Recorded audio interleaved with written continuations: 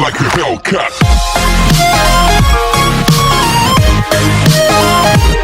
الحمد لله. فيروس كورونا لربما لا يصيبك قط بإذن الله، فالله هو الحافظ، لكن هناك فيروسات أنت مصاب بها ولم تعرض نفسك على الطبيب ليعالجك، والطبيب هنا هو سنة محمد صلى الله عليه وسلم. إنها الفيروسات الأخلاقية.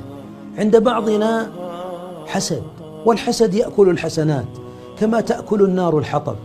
عند بعضنا كبر، والكبر لا يدخل صاحبه الجنة. عند بعضنا سوء خلق، وسوء الخلق لربما أبعدك عن جيرة محمد صلى الله عليه وسلم. عند بعضنا الحالقة، البغضاء تحلق الحسنات كما يحلق الموس الشعر.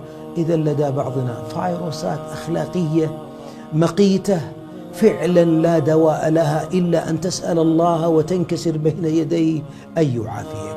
إذا بعضنا يخاف من كورونا، وكورونا على وجه الأرض لربما يرحل أقل من 1%، أقل من يسكن على وجه الأرض.